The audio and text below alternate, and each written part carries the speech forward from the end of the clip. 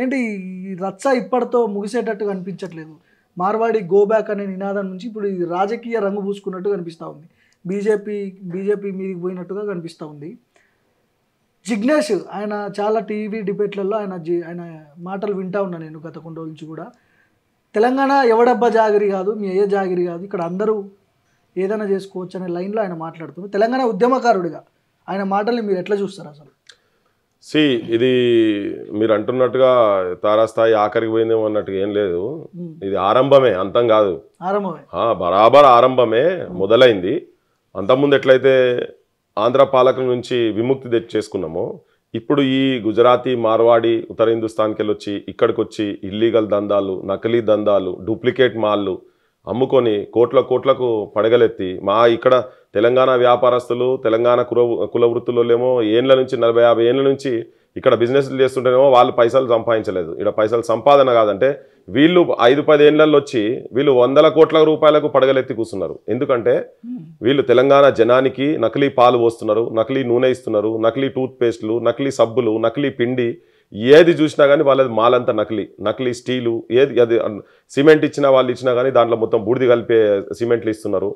ఏడ చూసినా బిల్లులు లేకుండా దందాలు చేస్తున్నారు వాళ్ళు మొత్తము. సో మనోనికి మన కళ్ళ ముంగడ బంగారంది కూడా అవి వేసి కలిపి మనకి మన దగ్గర బంగారం కొంటే ఎవరన్నా అప్పులు పెట్టినా కానీ తీసుకునేటప్పుడు దానిలో తరువు పోతుంది, కింద కథం పట్టించి ఇచ్చేస్తున్నారు. అది మనోళ్ళకి తెలుస్తలేదు. కింద తెలిసే వరకు వీడు ఎక్కడికో ఏదో స్థాయికి పోతున్నాడు. వాళ్ళు పోయి అక్కడిక్కడ కంప్లైంట్లు చేస్తే కూడా అక్కడిక్కడ పోలీసు వాళ్ళతోని, రాజకీయ నాయకులతోని మేనేజ్ చేసుకొని వాళ్ళు బయటపడే సిచ్యువేషన్స్ ఉన్నాయి. ప్రతి ఒక్కరూ పోలేని పరిస్థితి. కానీ ఇక్కడ వ్యాపారస్తులు దొంగ దందాలు చేయక, ఇల్లీగల్ దందాలు చేయలేక మెజారిటీ వాళ్ళు నష్టపోయి, కానీ అది మనలోకి ఒప్పుతలేదు. అది కానీ వాళ్ళు ఏంటంటే వ్యాపార దృక్పథమే ఒకటే వాళ్ళకు ఉన్నటువంటి లక్షణం. వాళ్ళకి ఎమోషనల్ అటాచ్మెంట్ ఏం లేదు, ఓన్లీ బిజినెస్, పైసలు సంపాదించాలి.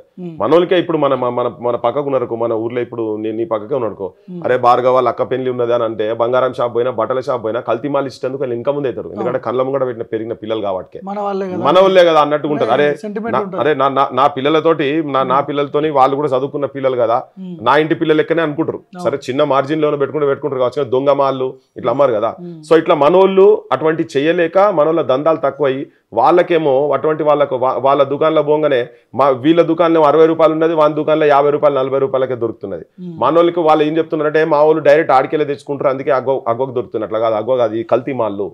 సో ఇప్పుడు నిన్న మొన్న రేట్లు జరుగుతుంటే బయటపడతా ఉన్నాయి. ఇప్పుడు ఎందుకు చాలా వీళ్ళు ఎట్లా అంటే ఈవెన్ బిల్స్ కూడా ఇయ్యరు వాళ్ళు. సరే కొన్ని ప్రాంతాలలో మనలు కూడా ఇవ్వకపోవచ్చు, కానీ వాళ్ళు మెజారిటీగా బిల్స్ ఇవ్వకుండా చేస్తూ ఉంటారు. వాళ్ళ గోడౌన్లలో రేట్లు చేస్తే మెజారిటీ దొంగమాలే ఉంటుంది వాళ్ళ దాంట్లో. సో ఇట్లా వాళ్ళు బయటికి వెళ్ళి వచ్చి ఇక్కడ దందాలు చేసుకుంటూ మనోళ్ళని దెబ్బ తీసుకుంటూ, ఇప్పుడు అదే బిజినెస్ అదే దందా కదా, మరి మనోళ్ళు అందరు తెలివి తక్కువలే ఉంటారా? ఓకే, అంతే దొంగ దందా చెయ్యలేక మనోళ్ళు నష్టపోతున్నారు. ఇక్కడ ఉన్నట్టు మా కోమటన్నలు కావచ్చు, మా ఇప్పుడు బట్టలు నేసేటువంటి మా పద్మశాలీలు కావచ్చు, విశ్వకర్మలు కావచ్చు, మా వడ్లోళ్ళు కావచ్చు, అవసలోళ్ళు కావచ్చు, మా దగ్గర వీళ్ళు అట్లా చేస్తలేరు. వాళ్ళు కూడా మరి అక్కడ దాకా పడిగెత్తాలి కదా, మరి ఎత్తలేరు. ఎందుకంటే వాళ్ళు అట్లా చేయలేక, కళ్ళము కూడా కనబడేటోళ్లకు అన్యాయం చేయలేక, మోసం చేయలేక, దొంగ సొమ్ము తినేటందుకు కకృతి ఆశ వీళ్ళకి లేదు కాబట్టినే మనోళ్ళు నష్టాలలో ఉన్నారు, వాళ్ళేమో లాభాలు ఉన్నారు. మనోళ్ళు చేసేది నీతివంతమైన దందానే. సో ఇక్కడ మేము ఎక్స్పోజ్ చేస్తున్నది ఏంటంటే ఇటువంటి దందాలను ఇప్పుడు ఒకటే షాప్ పెడతాడు, 10 ఏళ్లలో 10 మందిని పిలుచుకుంటాడు, ఇక్కడ పెట్టుకుంటున్నారు. ఇలా మాట్లాడేవాళ్ళు ఏమంటారు, దేశంలో ఎక్కడన్నా పెట్టుకోవచ్చు అని. దేశంలో ఎక్కడైనా పెట్టుకో, కానీ అవినీతి దందా, నకిలీ దందా, దొంగ దందా, గవర్నమెంట్ కు ట్యాక్సీలు కట్టని దందాలు చేయమని ఎవరు చెప్పలే కదా. ఆ రేట్లు చేయమని నేను రిపీటెడ్ గా నేను ఒక ఉదాహరణ చెప్తాను. నువ్వు హైదరాబాద్ లో ఏ షాపులు పెయింట్లలో కూడా కల్తీ పెయింట్లు, నువ్వు స్విచ్లు, కరెంటు స్విచ్లు ఇస్తే అవి నకిలీ, ప్లైవుడ్లలో నకిలీ, అన్ని నకిలీ దందాలే. వాళ్ళ మెజారిటీ వాళ్ళే ఉన్నారు అందులో. వాళ్ళేమో ఇట్లా ఎట్లా అంటే పడగలెత్తిపోయినరు, మన తెలంగాణ మొత్తం ఇట్లా కబలించి పడేసి తెలంగాణలో ఉన్నటువంటి బిజినెస్ వ్యవస్థను మొత్తం నాశనం చేస్తున్నారు. మొన్న నేను గోకుల్ చాటిది చెప్పిన కొన్ని లక్షల బిజినెస్ చేస్తాడు అక్కడ. ఆన్లైన్ పేమెంట్ ఉండదు, ట్రాన్సాక్షన్స్ ఏముండవు, ఓన్లీ క్యాష్. మరి లెక్క ఎట్లా వస్తుంది ఇప్పుడు అటువంటి వాళ్ళు? జిఎస్టీ ట్యాక్స్ ఇవన్నీ ఎగ్గొట్టినట్టేనా? 100% కదా. ఇప్పుడు దాంట్లో ఇప్పుడు రాకెట్ సైన్స్ చెప్తలేను నేను. ఇప్పుడు సామాన్య మన పల్లెలలో కూడా ఇప్పుడు మేము చెప్తుంటే అర్థమవుతుంది, అయ్యి ఇంత మోసం ఉన్నదా, మాకు ఇంతకాలం అర్థం కాలేదు. వాళ్ళ దాంట్లో పిండి వాళ్ళది అక్కడ లేదే. ఇప్పుడు ఒకటి ఎట్లా అయిపోయింది, మార్వాడి అంటే ఈ కులాలు ఉంటాయి ఆ కులాలు ఉంటాయి అని జనాలు ఇప్పుడు ఇప్పుడు వచ్చి కొత్త చదువుకున్న వాళ్ళు ఎక్కువ చదువుకున్న వాళ్ళు మాట్లాడుతున్నారు ఇవన్నీ. అరే ఇప్పుడు ఇక్కడ పరిస్థితి ఏంటంటే బయటికి వెళ్ళి వచ్చినోడు వచ్చి పెట్టినోడు అంతా మార్వాడీస్ లెక్కనే అయిపోయింది ఇక్కడ జనాలంతా. సో దానికి అది ఒక కాయిన్ అయిపోయింది. బయట నుంచి వచ్చి ఇక్కడ దోపిడీ చేస్తున్నటువంటి మెజారిటీ వర్గాలు వాళ్ళు కావచ్చు గుజరాతీస్ వచ్చి ఇక్కడ చేస్తా ఉన్నారు. సో ఇప్పుడు ఇంత జరుగుతుంటే ఇప్పుడు ప్రభుత్వం ఇప్పుడు ఇంతకుముందు జిగ్నేష్ అనే వ్యక్తి ఉన్నాడు. మీ టీవీ డిబేట్లో ఇక్కడ అర్థం కాని విషయం ఏంటంటే మీ టీవీ డిబేట్లో జిగ్నేష్ అనే వ్యక్తి తెలంగాణ వాళ్ళు తాగి పంటారు, పొద్దున్నే లేవగానే మేము 5-6 గంటలకి షాపులు తీస్తాము, మీకు వ్యాపారం చేయడం రాదు, 1000 రూపాయలు వస్తే తాగి పంటారు అనే మాటలు మాట్లాడుతారు కదా. వాళ్ళు ఇక్కడ బుట్టలేదు, ఇక్కడ బెరగలేదు, ఇక్కడి భాష రాదు, ఇక్కడ ఉంటూ తెలంగాణ వాళ్ళ మీద ఇట్లాంటి మాటలు వాళ్ళ వెనక ఏ ధైర్యంతో అట్లాంటి మాటలు మాట్లాడుతుండొచ్చు?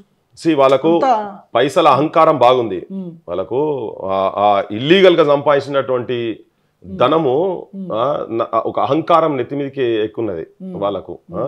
వాళ్ళ తల నిండా దోపిడీ చేయాలనేటువంటి ఆలోచన ఉంది కాబట్టి ఇక్కడ ప్రజల మీద అంత చులకనగా ఇక్కడ పని చేత కాదు, 1000-2000 ఇస్తే తాగి పంటరు మేము 6-7 గంటలకు లేచి పూజ చేసుకొని మేము దందాలు చేస్తాను అని. అరే నేను అదే చెప్తున్నా, ఇక ఇక్కడ వ్యవసాయాలు చేస్తలేరు, ఎవడు పొద్దున్న లేస్తే తాగే పంటున్నారు. ఇక్కడేం కుల వృత్తులు చేయలేదు ఇంతకుముందు. ఇప్పుడు నేను అదే కార్పెట్లైనా ఇక ప్రపంచ స్థాయిలో ప్రఖ్యాతిగాంచిన నేతన్న, అగ్గిపెట్టెల చీర అద్భుతంగా నేసి ప్రపంచ ప్రఖ్యాతిగాంచిన నేతన్న మరమగ్గమే మరణ శాసనం అయ్యిందా, బ్రతుకు తెరువు లేక ఉరి పోసుకుంటుందా అని ఇక్కడ ఈ దొంగతనంగా బ్రిటిషర్స్ ఎత్తుకపోయినరు. ఇక్కడ మా చేనేతలు చేసినటువంటి ఎత్తుకపోయినరు. సో ఇవాళ వాళ్ళ పరిస్థితి ఏంటంటే వీళ్ళు వచ్చి ఇట్లా టెక్స్టైల్స్ పెద్ద అవి డిఫరెంట్ అంటే సేమ్ యాజ్ ఇట్ ఈస్ అట్నే ఉంటాయి కానీ చేతి కాదు, చేతి వృత్తుల్లోకి వెళ్ళి చేసినాయని చెప్పని వీళ్ళు షాపులలో పెట్టి వీళ్ళు అమ్ముతున్నారు. మనోళ్ళు అట్లా బయటికి తీసుకొచ్చి మనోళ్ళు అమ్ముతలేరు. ఇట్లా నేను ఒక వృత్తి గురించి చెప్తున్నాను నేను. అవి ఏంటంటే మరణ శాసనాలు అయ్యి ఇలా ఉరివోసుకుంటుంది కదా, శవాలై తేలుతున్నారు కదా తెలంగాణలో. కళ్ళు గీయడం ఒకటే రాదనుకుంటా కాబట్టి తాళ్ళు ఎక్కుతలేరు, చెట్టు ఎక్కడికి రాదు కదా వాళ్ళకి. అదే మిషనరీ ఏమన్నా ఉండేది ఉంటే దాని సైడ్ కూడా పోతారు వాళ్ళు. అంటే ఇప్పుడు పాకుతున్నారు వాళ్ళు కింది దాకా కంప్లీట్ గా పాకుతున్నారు. సో పాకి లీగల్ దందాలు చేస్తేనేమో వేరే విషయం, అది మన వాళ్ళకి తెలుస్తలేదు. ఇక్కడ అప్పుడు కొంత ప్రశ్న ఏమొస్తుంది, మరి ఇక్కడ డిపార్ట్మెంట్లు లేవా, ఇన్కమ్ ట్యాక్స్ డిపార్ట్మెంట్ లేవా, పోలీసు వాళ్ళు లేరా, ఎక్సైజ్ వాళ్ళు లేరా అంటే చాలా సిగ్గుతో అని చెప్తున్నాను నేను కూడా. ఇక్కడ చాలా మంది దీంట్లో ములాఖాత్ అయ్యి ఉన్నారు మనకు సంబంధించినటువంటి ఉద్యోగస్తులు. చాలా అసలు ఉద్యోగస్తులే చాలా తక్కువ అయిపోయినారు. ఇప్పుడు మన పొల్యూషన్ కంట్రోల్ దానికి చేస్తే అసలు స్టాఫే లేదు దాంట్లో, వాళ్ళు పెడతలేరు. ఎందుకు మనకి ఇప్పుడు అన్ని రాజకీయ పార్టీలు ఇప్పుడు అంత మాట మాట్లాడినా కానీ అన్ని రాజకీయ పార్టీలు వాళ్ళకే సపోర్ట్ చేస్తున్నాయి. ఇప్పుడు బీజేపీ వాళ్ళకే సపోర్ట్ చేస్తున్నది. ఇప్పుడు హిందుత్వం అనుకుంటూనే మార్వాడీల గురించి మాట్లాడుతున్నారు, గుజరాతీల గురించి మాట్లాడుతున్నారు. మరి ఇక్కడ జనాల గురించి మాట్లాడతలేరు, ఇక్కడ వృత్తుల గురించి వారు మాట్లాడతలేరు, కాపాడుతందుకు వాళ్ళు మాట్లాడతలేరు. ఓకే, వాళ్ళ అధినాయకత్వం గురించి చెప్తున్నా. సెంట్రల్ మినిస్టర్ ఉన్నటువంటి వ్యక్తి కావచ్చు, మొన్న నిలబడ్డ ఆమె కావచ్చు, ఇలా కాంగ్రెస్ కూడా వాళ్ళ గురించే మాట్లాడుతుంది. ఇలా అక్కడ దాడి జరిగినటువంటి అంశంలో నీచా జాత్ కా తేరీ మాకి అంటే వాళ్ళకేం సోయి ఉంటలేదు. అంటే తెలంగాణలో సావదచ్చిన వాళ్ళు నీ అమ్మ అని తిట్టినా గానీ బూతులు కూడా పడతారు ఇక్కడ వాళ్ళు. నువ్వు తాగి పంటవురా నాయన అంటే కూడా బూతులు కూడా పడతారు. మీరు ఎవడో ఉంచింది తింటారు, ఎవడో ఉచ్చబోస్తే దాంట్లో తాగుతారు మీరు అన్నా కానీ మనం భరించి పడతాము. మనల్ని రజాకారుల వారసులు అన్నా కానీ మనం పడతాము. ఇట్లా మన బోటలను ఎవరన్నా మాట్లాడితే నక్సలైట్ల రూపంగా బ్రాండ్ వేస్తే కూడా మనం పడతామని చెప్పని వాళ్ళకు ఉన్నది ఆ విశ్వాసం. ఇప్పుడున్నటువంటి రాజకీయ పార్టీ కాంగ్రెస్ కావచ్చు, బీజేపీ కావచ్చు, బీఆర్ఎస్ కావచ్చు.